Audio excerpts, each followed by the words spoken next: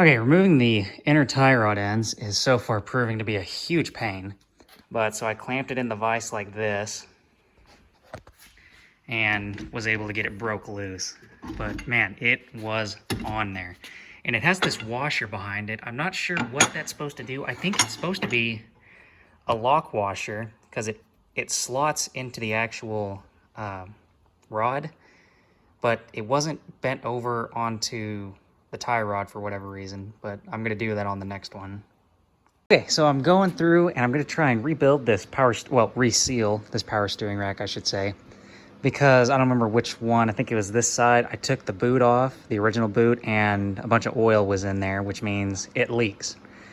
So I need to fix that, or I want to fix that now, because if I put this back in the car and it really starts leaking, to fix it, I'm either going to have to drop the front suspension out or pick the motor up. And once I have the car together, neither of those are going to be things I want to do. So I'm going to bite the bullet now and deal with it. So I have the rebuild kit, and I'll get that in a minute.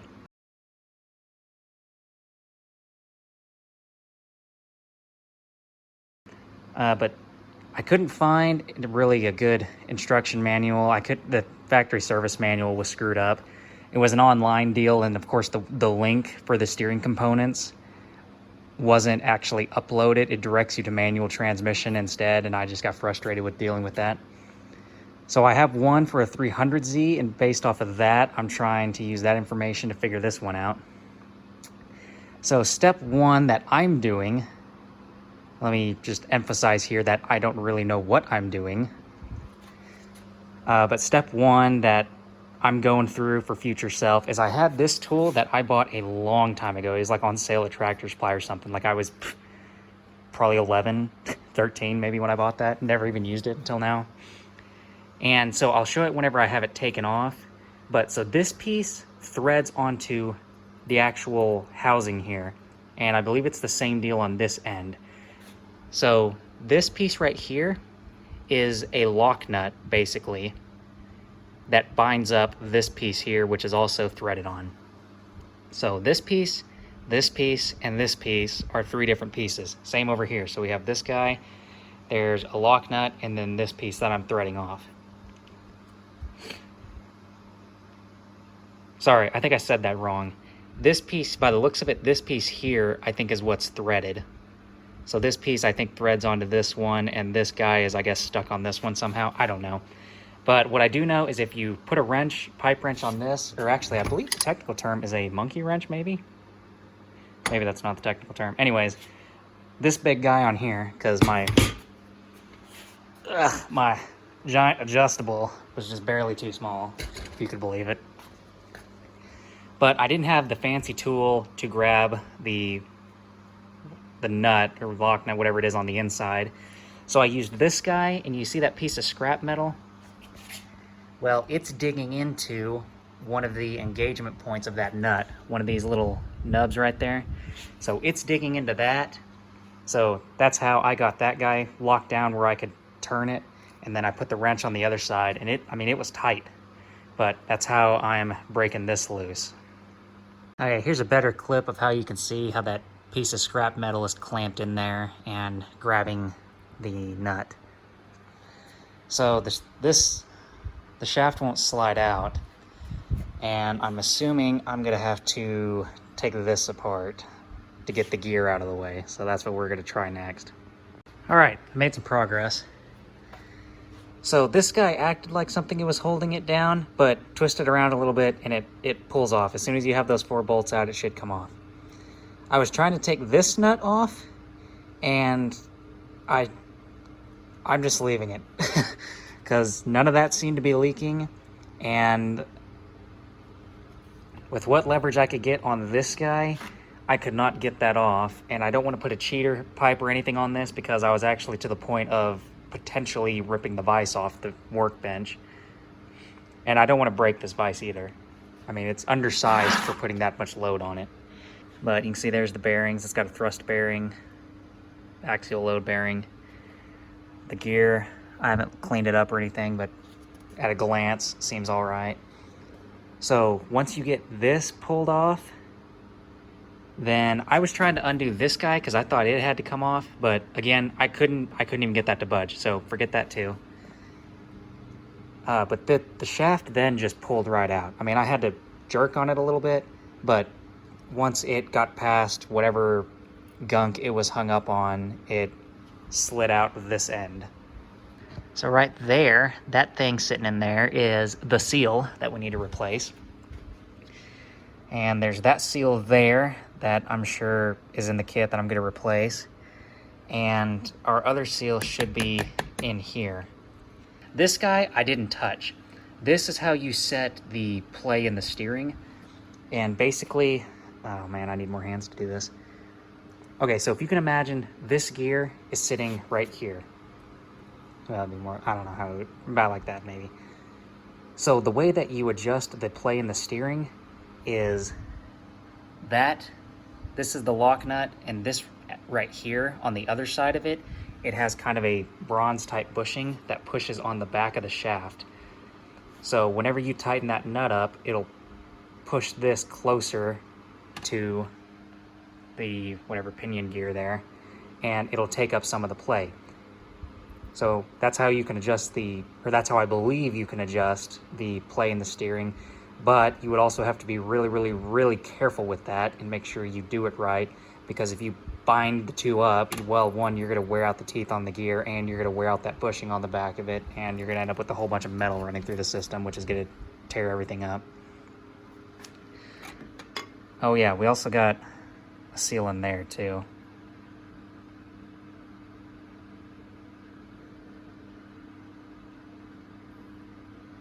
Wait a minute, I'm getting confused here. I'm learning as I go. That in there might actually be the seal that seals up this side. This has this other seal. That's probably what the deal is. Anyways, I'll figure it out. All right, I don't remember exactly where we left off with this mess, but I got the seal out of this, and I just used a long extension. I imagine any kind of rod will do.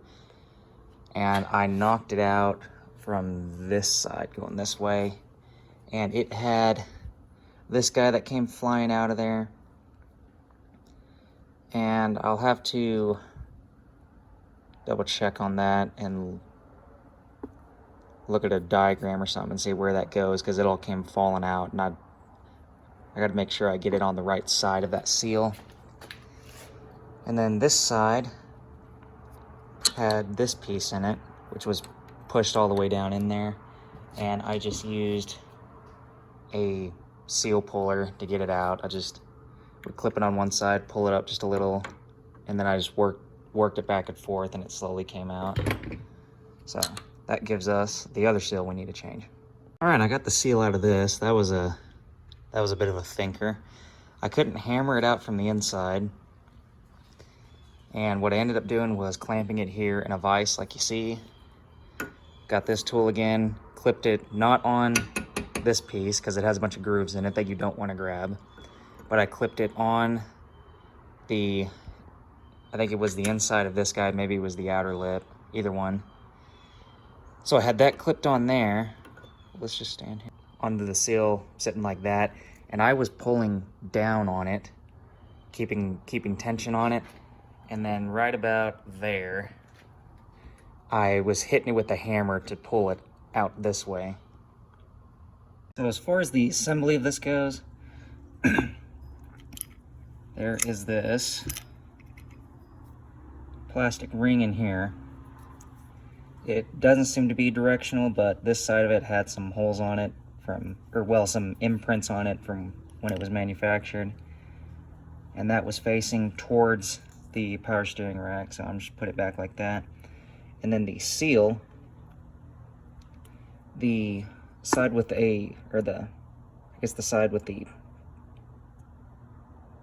I don't know what that would be called, the compressible side of the seal, we'll call it, also faced towards the power steering rack.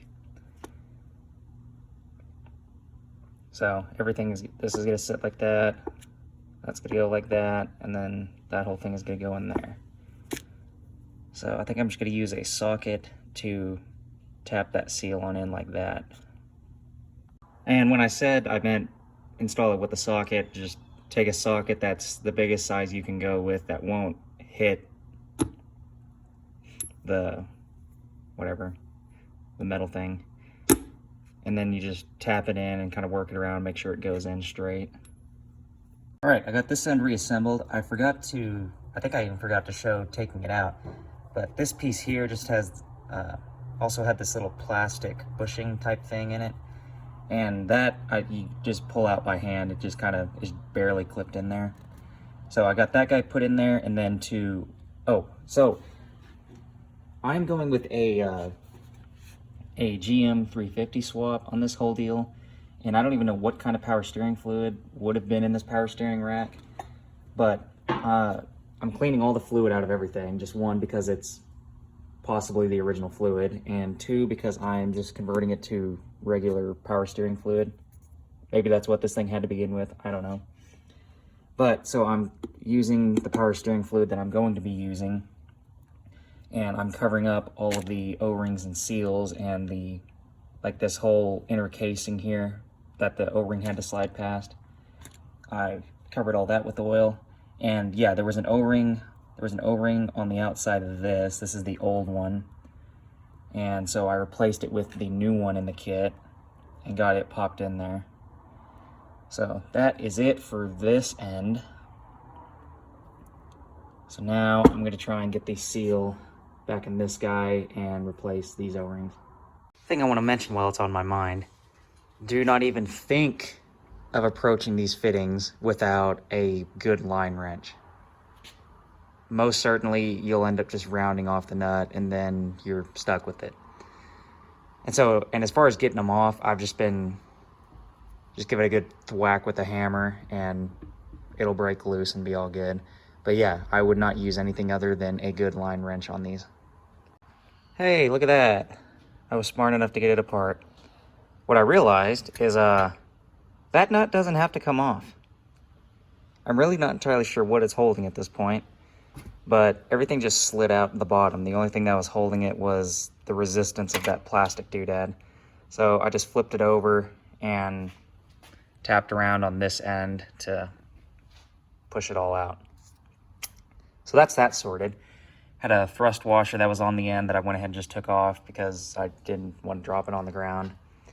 Also, a thing to note in doing this, the vise is not actually touching anything in this section here. Because if you get any kind of damage on this, it's going to be a bad day. So I made sure that nothing's touching.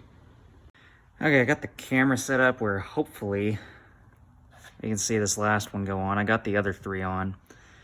So first thing I did is put a little bit of oil on it, which I'm doing again. And then I just laid it on the ground and put the heat gun on it. I mean, just for a little bit, just enough to make it feel kind of hot. And so the procedure so far has been to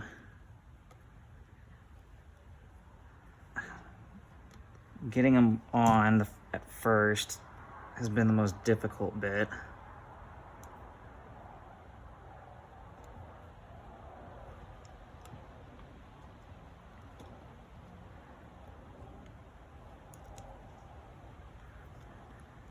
So I got it into the oil passage. There it is. Oh, gotta be real careful about that part where it pops on. I think I nearly like ripped a fingernail off or something earlier doing that. So this tool, just a little pick, is maybe you could do it with a small screwdriver or something, but I think getting one of these is a worthwhile investment for this job.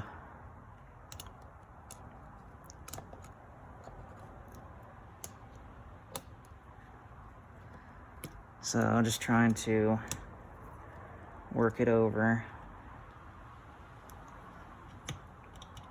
without tearing anything up.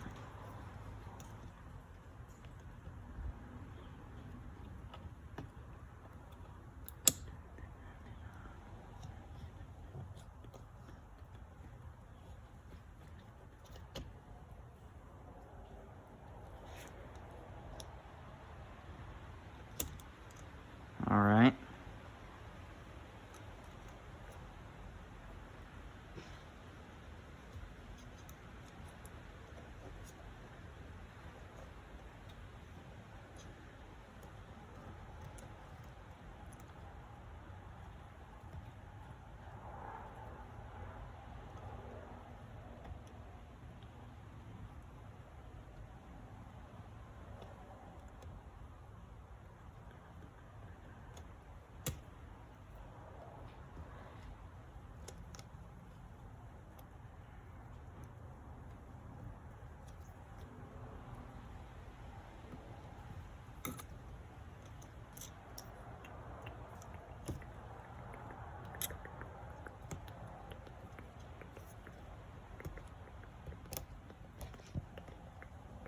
Oh, that was a good move.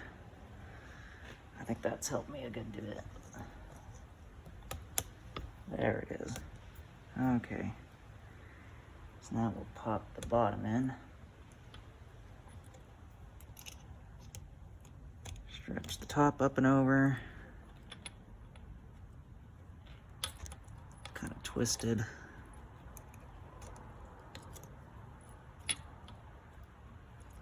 Make sure it's all pushed back in the groove.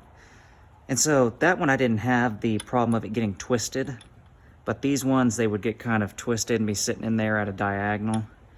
And so I would just pick it up and just a little bit and kind of straighten it out and then work it all the way back around.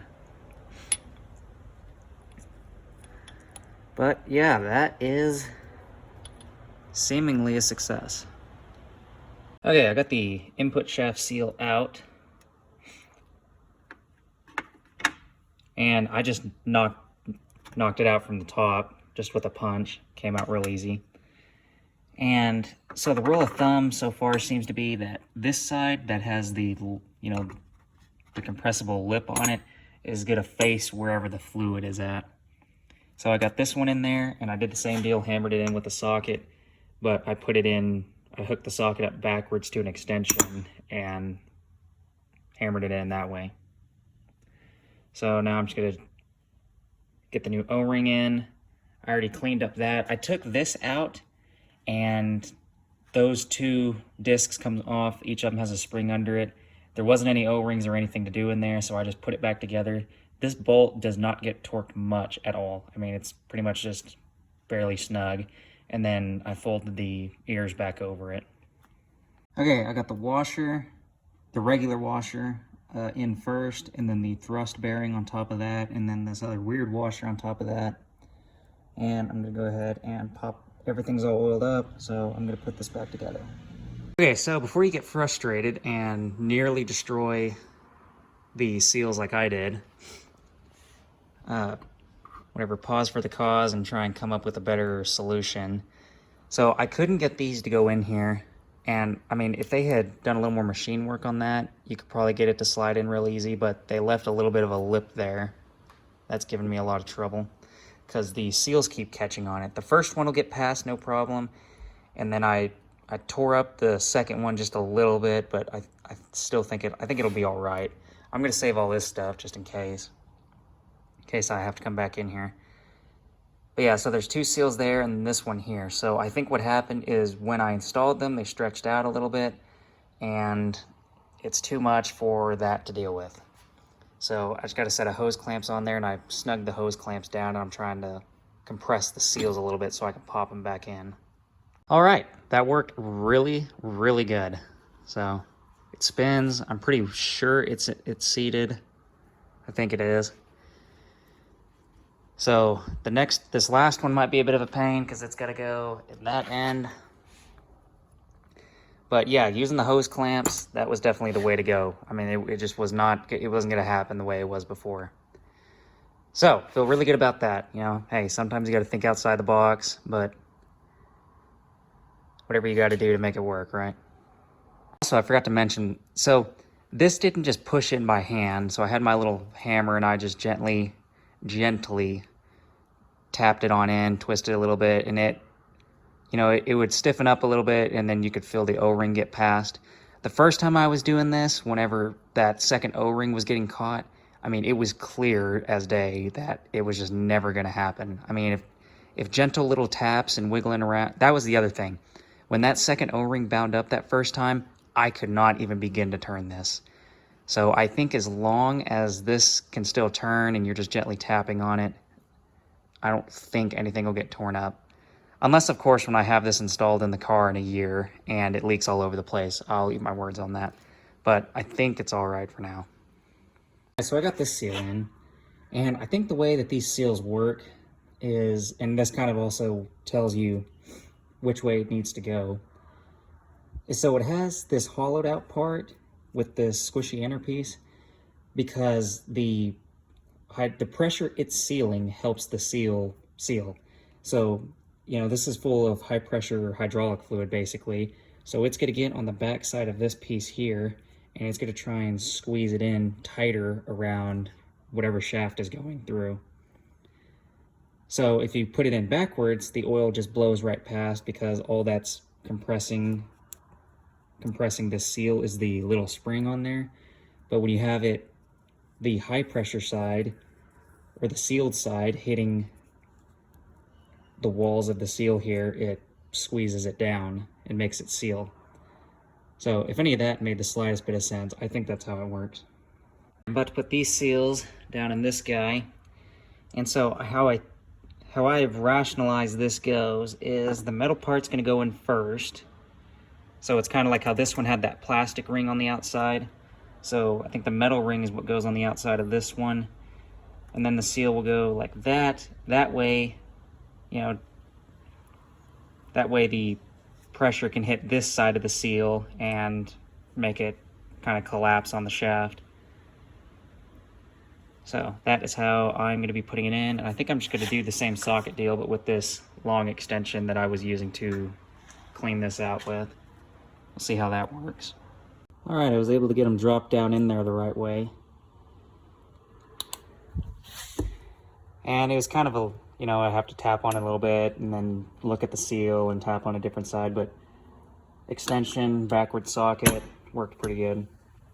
All right, I think I'm getting to the last few things I need to do. So I'm replacing the dynamic seal, meaning that it's moving, which is on the actual rack. Is that the name? Rack? Pinion? I don't know. Anyway, so it's this blue one is the one that I am putting on.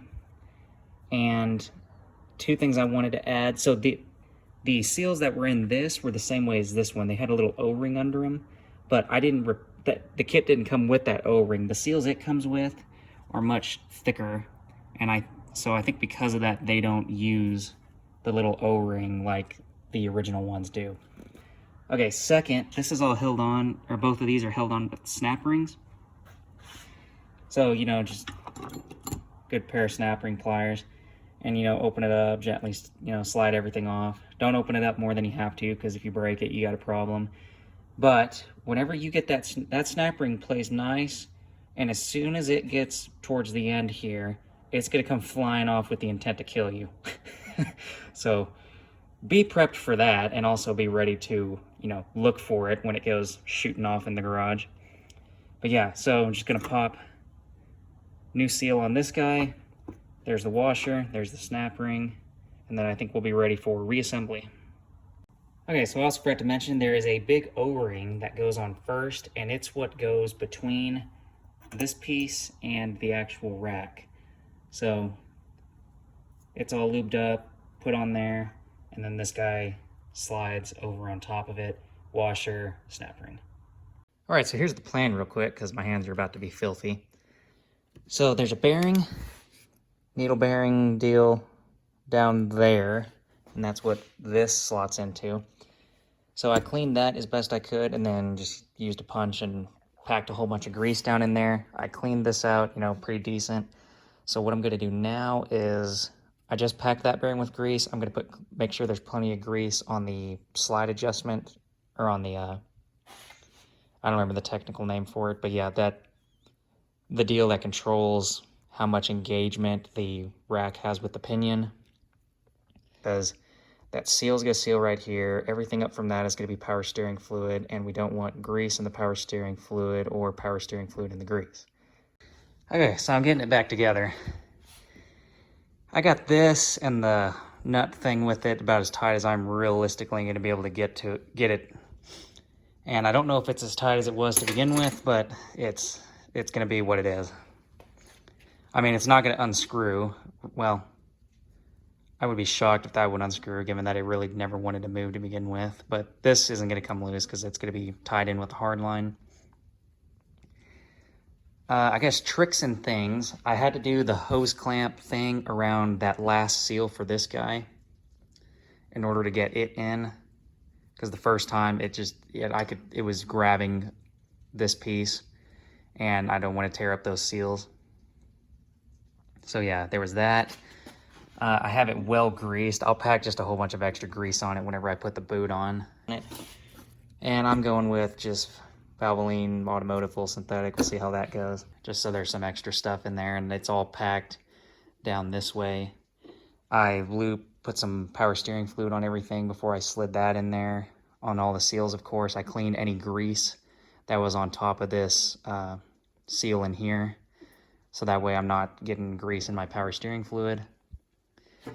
This was kind of a pain to get lined up, so you have to push this backwards because I guess this guy is spring-loaded. So you have to push on that and wiggle around on this thing, kind of twist it around, and eventually the whole thing will slot down. But if you go trying to push on just this, you'll push this out of this housing, and then you gotta get your seals back in. So that was how that went. And then these look like they actually had a Loctite on them, so I put Loctite on them and then just, you know, got them pretty snug by hand, just because those are little 8mm bolts. I don't want to break them. So there was the whatever chain vice grip thing coming in clutch again. Okay, so I got the tie rod end, the tie rod, well, they're not tie rod ends. I don't remember what the names of them are. Or it's the inner tie rod end, that's what the name of it is. So it's in there. The washers are in the keyway. And then you can see tab is bent over. Tab is bent over. And I just snugged them down with that big wrench I was using earlier. And then this side, you can see the tab is in the groove. Bent over on the top. Bent over on that side. So those can't come off, at least theoretically. So now I'm just gonna put the boots on. Okay, I got them both on. These were a kit, I think. Both of them came in the same deal, maybe. But anyways, there is the part number and such for that. That's the only box I have. But yeah, so I got the new boots on. They seem to be a pretty good quality. This side, I put a fair bit of grease on. Just kind of packed it in there. And this one, they could have made this one about a 1/4 inch larger in diameter on this end. This thing was a pain to get on there. I mean, absolute well, then of course all the grease I put in there didn't help either, but I mean, it was a pain to get on there. Took several attempts. I'd kind of get one bit started, and I was sticking a little screwdriver in there, and then I'd get it pried up and pull the screwdriver out, and it would, you know, bring it up a little bit more. And I'd get about 90% done, and then, you know, one side would snap back off, and then, you know, it'd start over at that point. But I finally got it on, and I reused the little hose clamps that were originally on the rack, just because they seemed to be higher quality than either this world's cheapest zip tie, or these things would be okay. I just don't have the tool to use them. So I just went back with the hose clamps. All right, getting this in there with the new rubber mount took some interesting clamping going on, but got the bolts started finally. Loctite on them too. As far as getting these little guys from the old boots out of the vent hose, just put a little bit of heat to it and they come right out. Okay, so most of this is hooked up now at this point. I had to put that big monkey wrench on that guy and twist it back around because it was pretty much pointing straight into the cross member. And I just kind of watched to make sure that the nut twisted with it and that it wasn't actually loosening. So whenever I twisted it, the cap and the nut both turned together, so it's still as tight as it was. So this line and this line are tight. I went ahead and tightened these ones too, but they're not actually bolted down because I am almost certain what's going to end up happening is somewhere in this area, these I'm just going to end up cutting off whenever the motor goes in, because the original engine had the power steering pump way up here, and the 350 is more likely than not going to have it right down here somewhere, and that would be a real easy thing to manage there. So that's that. And then this vent tube, just like taking the clips off, I just put a little bit of heat to it with a lighter, just like not actually burning it, just let the flame lick it a little bit, and it, yeah, just slid right on, put the clamps on, not a big deal. So the last thing to do now is put the tie rod ends on.